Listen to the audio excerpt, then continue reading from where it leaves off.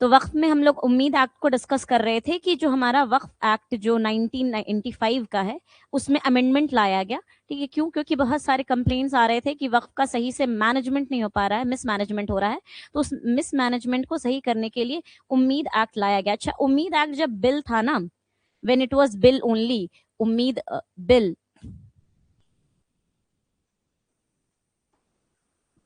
तो उस टाइम पर एक ज्वाइंट पार्लियामेंट्री कमेटी बैठी थी, ठीक है, इसको रिव्यू करने के लिए। उस पार्लियामेंट्री कमेटी के चेयरपर्सन कौन थे?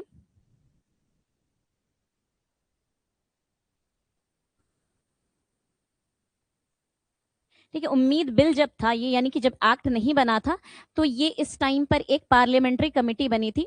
This bill was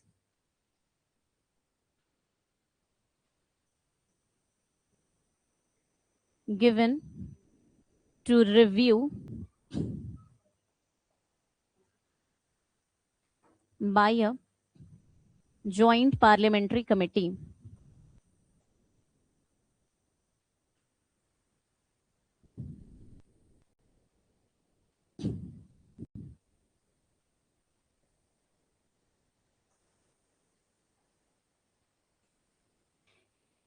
headed by Jagdambika Pal.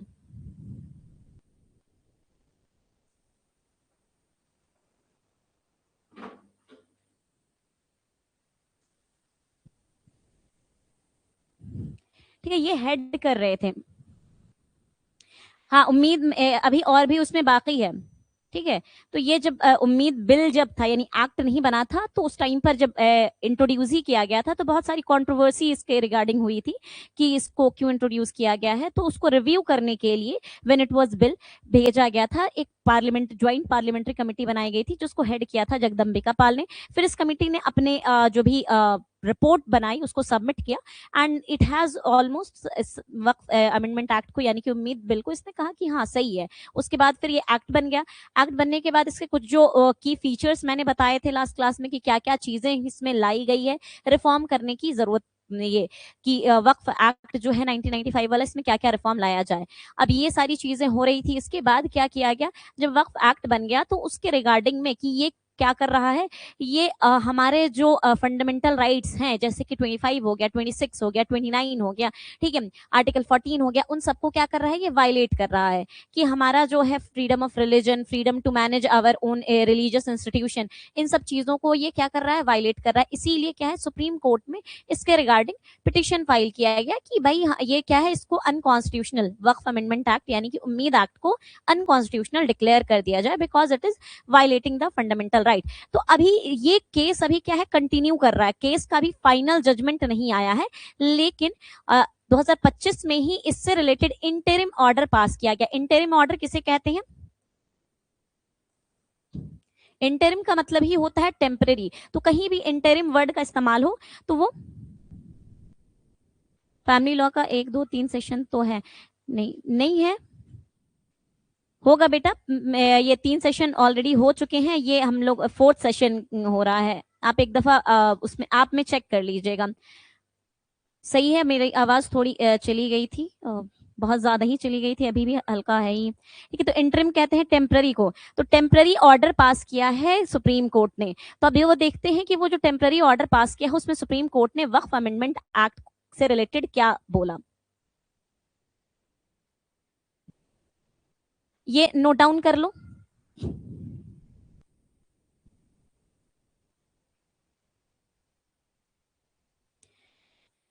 First session नहीं है। आप कौन से बैच में हैं अर्शिल?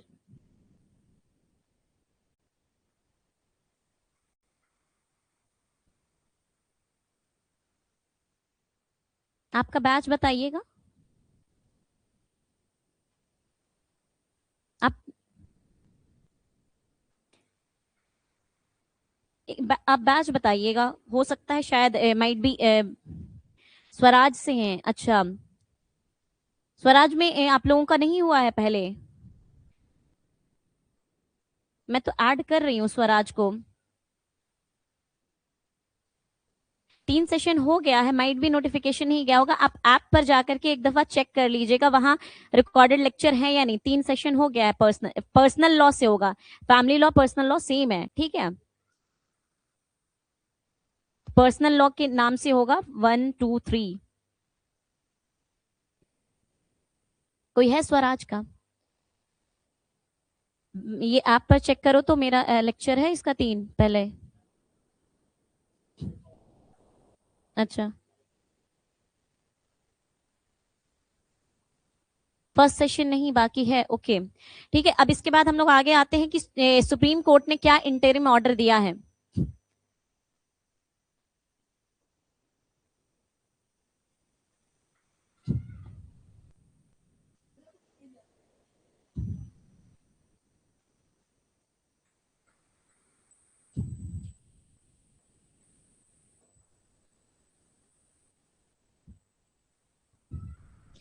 ये इसका उम्मीद का है ना, तुम लोग फुल फॉर्म भी याद कर लेना, हो सकता है पूछ ले व्हाट डज उम्मीद stands for in Waqf amendment act. ठीक है, तो सबसे पहला इसमें 3 4 बातें को इन्होंने जिक्र किया है। एक तो कहा है कि ये वाला जो था कि 5 साल कम से कम कोई इंसान प्रैक्टिस करना चाहिए to declare a waqf property. तो कहा सुप्रीम कोर्ट ने इसको अभी पार्शियल स्टे लगाया है, टेम्पररी स्टे लगाया है, क्योंकि उन्होंने कहा कि या तो स्टेट गवर्नमेंट जो डेवलप करे ऐसा कोई मैकेनिज्म जिससे हम पता कर पाए कि आखिर ये इंसान कितने दिन से प्रैक्टिस कर रहा है, क्योंकि कोई इंसान अभी कन्वर्ट हुआ है या 10 साल से कन्वर्ट हुआ है, उसके लिए हमारे पास ऐसा कोई एग्जैक्ट पोर्टफोलियो या कोई पोर्टल तो है नहीं जहां पास अपलोड किया जा रहा है कि yes this person is converting, या फिर कोई ऐसा वैलिड प्रूफ नहीं है। तो इसीलिए क्या है, ये वाले प्रोविजन पर अभी टेम्पररी स्टे लगा दिया है और कहा है कि अगर इस क्लॉज को आपको रखना है, ठीक है, इस अमेंडमेंट को अगर आपको रखना है तो उसके लिए आप कोई प्रोविजन बताइए, बनाइए जिसके तहत हम पता कर पाए कि yes this person is practising Islam for more than 5 years। हाँ, ये मुस्लिम लॉ ही चल रही है, हम लोग आज हिंदू लॉ भी स्टार्ट करेंगे। हिंदू लॉ में बहुत कम ही सी चीज है, आज ही हम लोग खत्म करने की कोशिश करेंगे। तो पहला जो चीज है जो था कि 5 year प्रैक्टिसिंग मुस्लिम।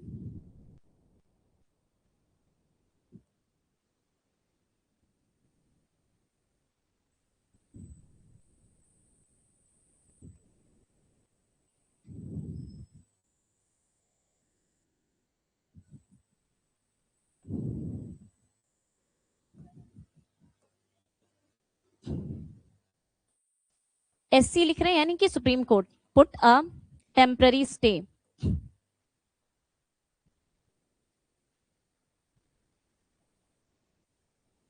टेम्पररी स्टे लगा दिया है कि अभी या तो आप बनाइए इससे रिगार्डिंग कुछ रूल कि हम पता कर पाए, या फिर नहीं तो इसको रहने दीजिए। इसके बाद एक और प्रोविजन था जिसमें क्या है, डिस्ट्रिक्ट कलेक्टर को पावर दिया गया था टू, अगर मान लेते हैं डिस्प्यूट हो रहा है तो डिक्लेयर करने का कि ये वक्फ प्रॉपर्टी है या नहीं, किसको, डिस्ट्रिक्ट कलेक्टर को, तो उस पर भी स्टे लगा दिया गया है।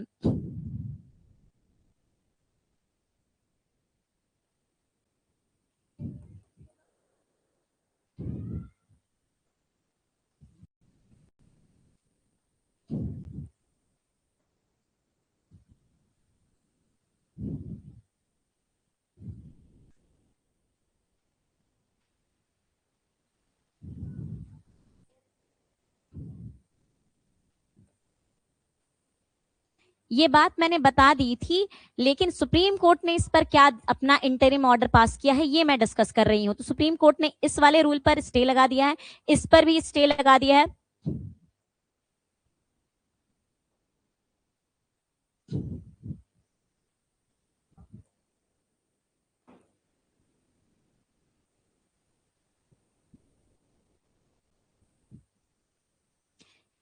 इसके बाद वक्फ बाय यूजर को इन लोगों ने अबॉलिश किया है इस उम्मीद एक्ट से। तो सुप्रीम कोर्ट ने कहा कि वक्फ बाय यूजर को अबॉलिश करना इज अ गुड थिंग, मतलब ये आर्बिट्ररी नहीं है, मिसयूज ऑफ पावर नहीं है, यानी कि वक्फ बाय यूजर को इन्होंने अबॉलिश जो किया है वो सही किया है। ठीक है, तो सुप्रीम कोर्ट ने उस पर स्टे नहीं लगाया है, तो स्टे इन दोनों पर लगाया है।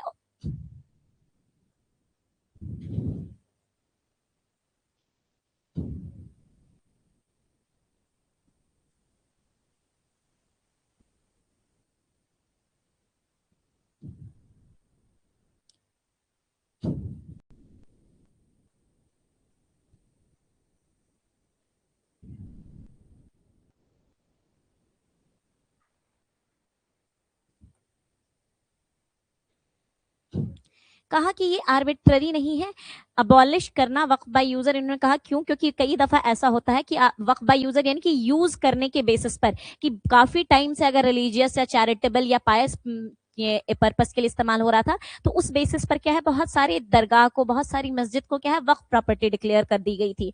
तो वो कहा कि इसको क्या है, अबॉलिश करने की जरूरत है। और इसको सुप्रीम कोर्ट ने कहा कि हाँ, ये वाला प्रोविजन सही है। साथ में आते हैं inclusion of non Muslim member, कि नॉन मुस्लिम मेंबर को भी हम वक्फ, सेंट्रल वक्फ काउंसिल एज वेल एज वक्फ बोर्ड का मेंबर बनाएंगे, स्टेट वक्फ बोर्ड का। तो उसमें कहा कि ऑल दो इट इज गुड, ठीक है, लेकिन उसमें क्या है कि ऐसा ना हो कि सिर्फ और सिर्फ नॉन मुस्लिम ही मेंबर बन जाए, तो इसीलिए कुछ लिमिटेशंस प्रेस्क्राइब किया है, ठीक है, सुप्रीम कोर्ट ने, कि अगर मान लेते हैं सेंट्रल वक्फ काउंसिल है तो उसमें 4 मेंबर ही नॉन मुस्लिम हो सकते हैं, और अगर स्टेट वक्फ बोर्ड है तो उसमें 3 ही मैक्सिमम नॉन मुस्लिम मेंबर हो सकते हैं।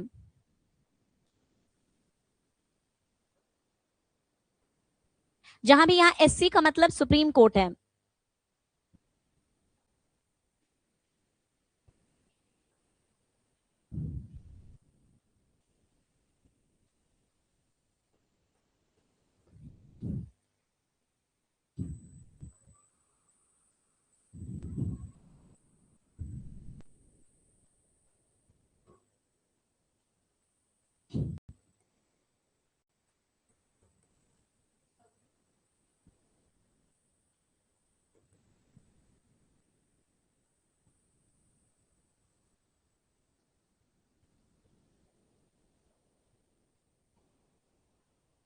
चार सेंट्रल वक्फ काउंसिल में होंगे मैक्सिमम, और मैक्स 3 होंगे स्टेट वक्फ बोर्ड में।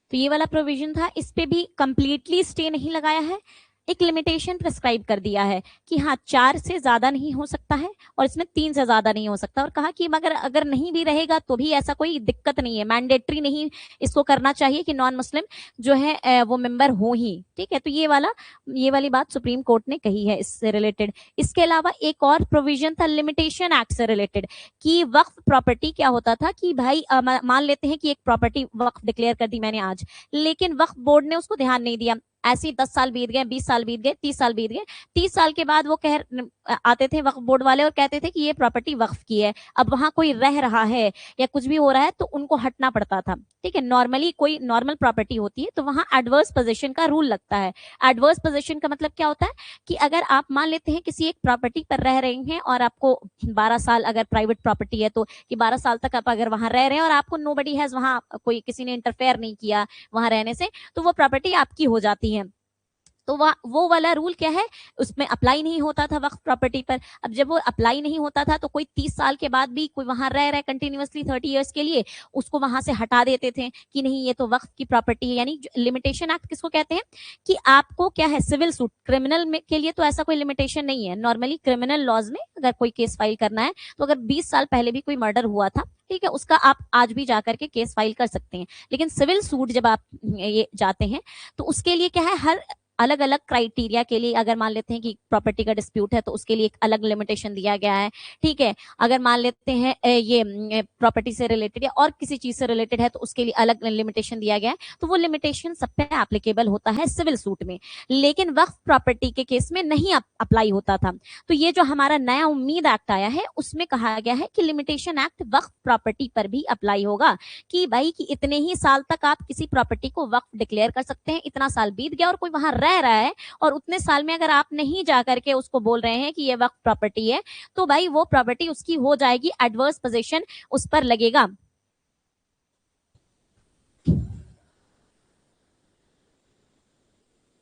ये परमानेंट स्टे है, सेकंड पॉइंट पर परमानेंट स्टे है। कहा कि भाई यहाँ पास ऑलरेडी वक्फ ट्राइब्यूनल के पास पावर दिया गया है ये, कि अगर मान लेते हैं डिस्प्यूट होगा तो हु विल डिसाइड। तो वक्फ ट्राइब्यूनल जब ऑलरेडी है ही हमारे पास, तो डिस्ट्रिक्ट कलेक्टर को ये पावर देना आर्बिट्ररी इन नेचर हो जाएगा। ईजमेंट्री राइट अलग होता है। अच्छा, एडवर्स पोजीशन क्या किसे कहते हैं? यहां तक हो गया सबका। एडवर्स पोजीशन किसे कहते हैं? जहां पास आप क्या है, पोजीशन के बेसिस पर आपको ओनरशिप दी जा रही है कि आपने एक सर्टेन पीरियड ऑफ टाइम के लिए आप एक प्रॉपर्टी के पोजीशन में, कब्जे में है, ठीक है, और उस कब्जे के रहने की वजह से आपको क्या है, वो प्रॉपर्टी आपकी हो गई, ठीक है। अब हर अलग अलग प्रॉपर्टी के लिए वो अलग अलग ये टाइमलाइन दिया है गया है, कुछ प्रॉपर्टी के लिए 12 साल, कुछ प्रॉपर्टी के लिए 20 साल दिया गया है, तो उसी को कहते हैं एडवर्स पोजीशन। ईजमेंट्री राइट किसे कहते हैं? ईजमेंट्री राइट किसे कहते हैं? ईजमेंट्री राइट उसे कहते हैं कि जब भी हम अपनी कोई प्रॉपर्टी हम लिए तो उससे रिलेटेड क्या है, right to way, right to air, right to क्या है, लाइट, ये सारा क्या है, ईजमेंट्री राइट है, यानी उस प्रॉपर्टी से रिलेटेड एंसिलरी, ठीक है, इंसिडेंटल टू दैट प्रॉपर्टी है। मान लेते हैं कि ये मेरा घर था, यहां पास आगे आकर के किसी ने घर बना दिया, ठीक है, अब इससे क्या हो गया, मेरा रास्ता रुक गया, अब हम बाहर नहीं जा पा रहे हैं, तो हम क्या है, ईजमेंट्री राइट क्लेम कर सकते हैं। ईज मतलब क्या होता है, आसानी के लिए, कन्वीनियंस के लिए। ईजमेंट्री राइट उसे कहते हैं कि भाई हमारी प्रॉपर्टी में आसानी के लिए हमें कुछ राइट्स दिए गए हैं, तो हम इससे क्या कहें कि भाई तुम थोड़ा सा जगह बनाओ, स्पेस दो मुझे, ताकि मुझे यहां से निकलने का रास्ता मिले, उसे कहते हैं ईजमेंट्री राइट, ठीक है। तो ईजमेंट्री राइट भी एडवर्स पोजीशन से मिल सकता है। मान लेते हैं कि यहाँ पास ये वाला जो एरिया है, इसको हम एज अ वे इस्तेमाल कर रहे थे, ठीक है, एज अ रास्ता इस्तेमाल कर रहा था ये इंसान। अब दूसरा इंसान आता है, ये वाले रास्ते को क्या करता है, कब्जा कर, मतलब अपना घर बना लेता है, तो यहाँ हम कह सकते हैं कि हाँ, फॉर अराउंड 20 years तक हम इस रास्ते को इस्तेमाल किया है, तो हमें क्या है, ये वाला भले ही तुम्हारी जमीन का हिस्सा है, ठीक है, भले ही इट इज योर क्या प्रॉपर्टी, लेकिन since I was using this as a way, तो प्लीज मुझे ईजमेंट्री राइट के थ्रू ये वाला जगह हमको दे दो, ठीक है, मतलब रास्ते के लिए दे दो सिर्फ। हाँ बोलो। जी हाँ, it is a legal right, ठीक है, हम लोग इसको क्लेम कर सकते हैं। मान लेते हैं कि यहाँ पास, वही तो कह रहे हैं कि यहाँ पास आके घर बना लिया, तो यहाँ हम कोर्ट में जाके क्लेम कर सकते हैं कि भाई मेरे पास अब बाहर निकलने का लिए रास्ता नहीं है। या फिर मान लेते हैं कि यहाँ पास मैं खिड़की यहाँ बनी हुई थी, ठीक है, जिससे मुझे रोशनी आ रहा था, हवा आ रहा था। अब कोई बिल्कुल ही सटा करके मेरे घर से घर बना ले जिससे मुझे रोशनी या हवा नहीं आ रही है, बंद हो गई है, जो कि पहले आ रहा था, तो हम क्लेम कर सकते हैं। तो दो, adverse position and easementary right, दो अलग अलग कंसेप्ट है। एडवर्स पोजीशन में क्या है कि हम एक सर्टेन पॉइंट ऑफ टाइम के लिए कहीं पोजीशन में है, कब्जे में है किसी भी जमीन के, किसी भी ये इमूवेबल प्रॉपर्टी के, तो वो क्या है, हमारी हो जाएगी, उसके बेसिस पर ओनरशिप हमारा हो जाएगा, अगर कोई इंटरफेयर ना करे तो। इजमेंट्री राइट कहते हैं कि जब राइट टू वे को, राइट टू ये एयर को, राइट टू लाइट को इजमेंट्री राइट कहते हैं। हाँ, प्राइवेट, अगर मान लेते हैं किसी की प्राइवेट ही प्रॉपर्टी, तो बता रहे हैं कि प्राइवेट प्रॉपर्टी जो है उस पे आप एक सर्टेन अमाउंट ऑफ टाइम तक, किसी और इंसान का है, आप वहां रह रहे हैं, नोबडी हैज इंटरफेयर, किसी ने आकर के तुम्हें रोका नहीं कि आप तुम क्यों रह रहे हो यहाँ पास, तो इसीलिए तो क्या किया जाता है कि जब भी जमीन लोग लेते हैं उसको घेर देते हैं, ठीक है, टाइम टू टाइम वहां जाके देखते रहते हैं कहीं कोई आके रहने तो नहीं लगा। लेकिन अगर मान लेते हैं वही for the long period of time, around 12 years या 20 years कोई रह रहा है और वहां उसको किसी ने इंटरफेयर नहीं किया उसको वहां रहने से, तो वो property just because of possession, उसके कब्जे में थी, वो उसकी हो जाती है। हाँ, वही तो मैं कह रही हूँ, इंटरफेयर नहीं किया है। अगर इंटरफेयर कर लिया, इंटरफेयर यानी कि उसको मना नहीं किया कि तुम यहाँ नहीं रहोगे, या जाकर के सूट फाइल कर दिया, तो वो तो इंटरफेरेंस हो गया। अगर इंटरफेयर नहीं किया है for that period of time, तब वो उसकी प्रॉपर्टी हो जाएगी। Easementary right, right to way को कहते हैं, right to air, right to ये लाइट को इजमेंट्री राइट कहते हैं, जो कि एक प्रॉपर्टी से जुड़े हुए होते हैं, ठीक है। तो यहाँ पास ये लिमिटेशन लॉज क्या कहता है, लिमिटेशन लॉज एक लिमिट लगाता है कि आप इसी सर्टेन पीरियड ऑफ टाइम तक कोई भी सिविल सूट फाइल कर सकते हैं। ये वक्फ के प्रॉपर्टी पर पहले एप्लीकेबल नहीं होता था, लेकिन उम्मीद एक्ट से क्या किया गया, वक्फ प्रॉपर्टी पर भी अप्लाई कर दिया गया। तो सुप्रीम कोर्ट ने कहा कि ये प्रोविजन भी सही है, ठीक है, कि ये प्रोविजन भी अपने आप में सही है और उस पर रोक नहीं लगाई।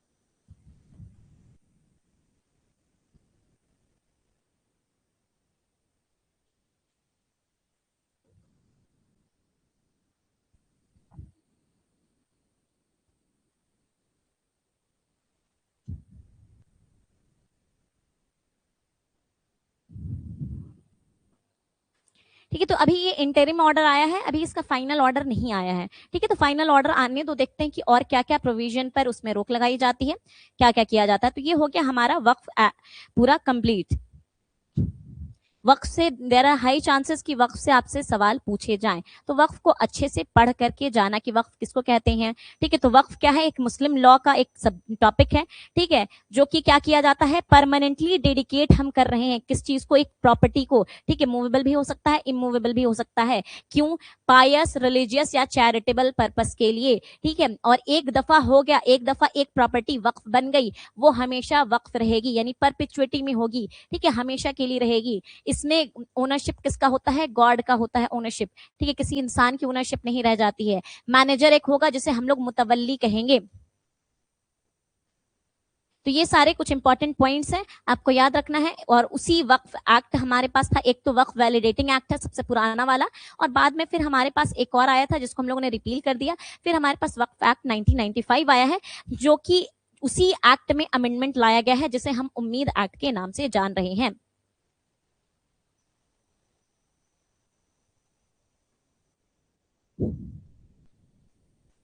यस, अगर हाँ वो मिसयूज कर रहा है तो हम उनके अगेंस्ट सूट फाइल कर सकते हैं। ऐसा कोई प्रोसीजर या क्राइटेरिया नहीं है कि किसको अपॉइंट कर सकते हैं, या तो जो वाकिफ है यानी जिसने वक्फ बनाया है वो खुद ही अपॉइंट करके चला जाए। ठीक है, और बता के चला जाए कि इसके बाद कौन मुतवली बनेगा। अगर नहीं उसने बताया है तो वक्फ बोर्ड अपॉइंट कर सकती है। वक्फ बोर्ड के अगर हम लोग से सेटिस्फाइड नहीं है कोई, तो वो जाकर के ये कोर्ट में भी अर्जी लगा सकता है कि जो मुतवली बनाया गया है वो सही नहीं है। ठीक है, तो ऐसा कोई क्राइटेरिया नहीं है ये किसको अपॉइंट कर सकते हैं, it can be any person.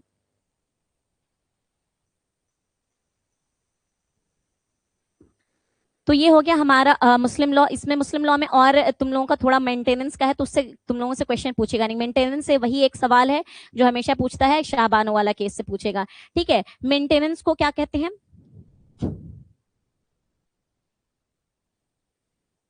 Maintenance को क्या कहते हैं मुस्लिम लॉ में। अरे एलिमनी अलग होता है। अच्छा, एलिमनी अलग होता है, मेंटेनेंस अलग होता है। ठीक है, एलिमनी क्या है, वन टाइम पेमेंट है। कब होता है, on the dissolution of marriage मांगा जाता है। चलो एलिमनी और मेंटेनेंस में भी लिखी लो डिफरेंस। हाँ, नफाक कहा जाता है।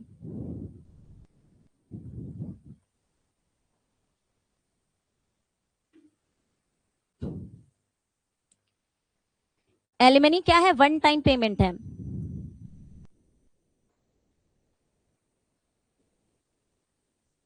कब दिया जाता है, on the dissolution of marriage, यानी एलिमनी क्लेम करने के लिए शादी का टूटना जरूरी है।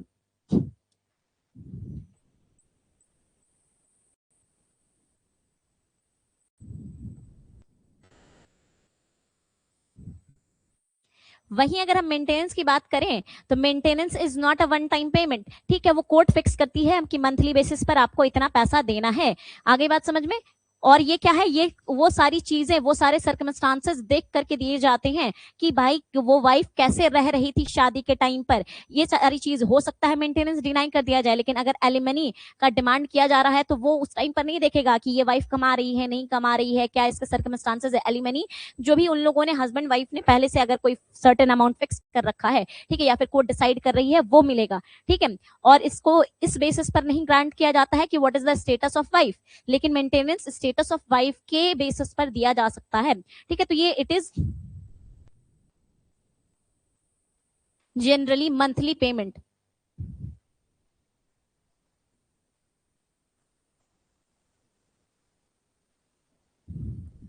और मेंटेनेंस के लिए शादी का टूटना जरूरी नहीं है। अगर मान लेते हैं दोनों हस्बैंड वाइफ हैं, वाइफ को मेंटेनेंस नहीं दे रहा है, पैसा नहीं दे रहा है, खर्चा करने के लिए नहीं दे रहा है, तो wife still even in the marriage, even during the marriage she can claim maintenance from her husband. और शादी के बाद भी कर सकती है, शादी अगर खत्म भी हो गया तब भी कर सकती है, अलग रह रही है तब भी कर सकती है। खुद की प्रॉपर्टी पे किसी को रहने दिया जाए तो हाँ, अगर आप खुद की प्रॉपर्टी पर अगर किसी को रहने दे रही हैं तो आप उसके लिए रेंट एग्रीमेंट बनवा लीजिए कि हाँ हम रेंट पर रख रहे हैं, ठीक है। नहीं तो अगर नहीं आप रेंट एग्रीमेंट, ऐसा बहुत सारे ऐसे सर्कमस्टांसेस आए हैं कि पहले जमाने में लोगों को इतना इल्म नहीं होता था, तो वो रहने दिए, ठीक है, ना ही उनसे कोई एग्रीमेंट बनवाया, ना ही उनसे पैसा ले रहे हैं, सोच रहे हैं कि मेरी प्रॉपर्टी रहने दे रहे हैं, बाद में उन लोगों ने कब्जा कर लिया, अपने प्रॉपर्टी को क्लेम कर लिया। ऐसी बहुत सारे लोगों ने प्रॉपर्टी पे क्लेम किया है कि बहुत सालों तक रह रहे, कोई ऐसा उन्होंने एग्रीमेंट नहीं किया है, कोई उनके पास पेपर नहीं था, तो उन्होंने अपना ही क्लेम कर लिया कि भाई ये प्रॉपर्टी तो हमारी हो गई, हम तो आपको पैसे दे नहीं रहे थे, ये तो हम इतने साल से पोजीशन में थे। उस प्रॉपर्टी को आप वापस क्लेम ऐसे कर सकते हैं कि you have to show somehow, आपको दिखाना होगा ऐसे सर्कमस्टांसेस कि हमने इनको रेंट पर दिया था। उसके लिए अगर मान लेते हैं उन्होंने कोई मंथली पेमेंट किया था तो कोई रिसीट है आपके पास, या फिर अगर अब तो ऑनलाइन पेमेंट हो गया है, पहले ऑनलाइन पेमेंट या कैश में अगर पेमेंट किया था तो उसको किसी ने देखा था, ठीक है, या फिर चेक में अगर कभी पेमेंट किया तो वो चेक है, तो वो अगर है तो आप उस तरह से अगर आप शो कर पा रहे हैं कि हमने इनको रेंट पर दिया था तो फिर वो आपको क्लेम बैक कर सकते हैं। लेकिन अगर आप नहीं शो कर पा रहे हैं, आपने कोई एग्रीमेंट भी नहीं बनाया था, आपने कोई पेमेंट का आपके पास ये भी नहीं है, तो it's after resolution of marriage. हाँ, क्या? हाँ, डॉक्यूमेंट है तब तो वो तो रेंट एग्रीमेंट ही होगा, वो क्लेम ही नहीं कर सकता है। मिल्कियत के अगर तुम्हारे पास डॉक्यूमेंट है तो वो तो कोर्ट ही डिसाइड करती है। कई दफा तो ऐसा हुआ है कि होने के बावजूद भी अगर वो सामने वाली पार्टी अप्रूव कर दे कि हम 12 साल से और इन्होंने इंटरफेयर किया ही नहीं है, ठीक है, हमारे कब्जे में, हमारे पोजीशन में, तो वही तो एडवर्स पोजीशन का ही मतलब है कि भले ही ओनरशिप किसी की भी थी, लेकिन for certain period of time पर अगर आपने उनको कोई इंटरफेरेंस नहीं किया, उनके अगेंस्ट उनको हटाने के लिए या उनसे पैसे नहीं मांगे कि क्यों रह रहे हो, तो वो उनकी पोजीशन में चली जाएगी। क्या? नहीं, नहीं।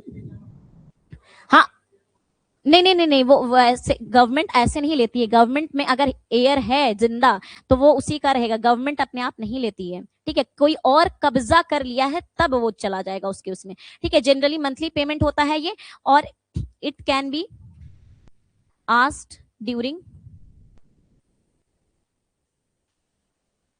मैरिज और आफ्टर मैरिज। हाँ, और एलिमनी का प्रोविजन मुस्लिम लॉ में नहीं मिलता है। एलिमनी का प्रोविजन आपको कहाँ मिलेगा? आपको हिंदू लॉ में मिलेगा, ठीक है। Hindu adoption and maintenance act जो है वहां पास आपको एलिमनी का मिल जाएगा प्रोविजन, ठीक है। हमारा मेंटेनेंस ये मुस्लिम लॉ में सिर्फ और सिर्फ मेंटेनेंस का ही है।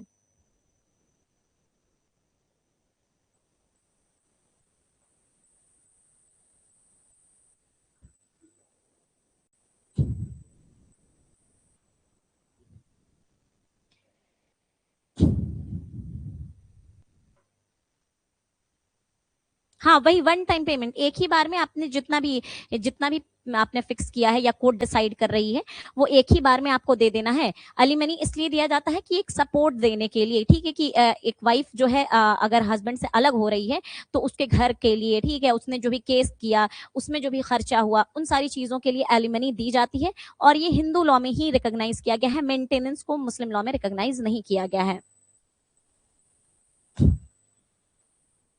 नहीं, मुस्लिम लॉ में एलिमनी का कोई प्रोविजन नहीं है।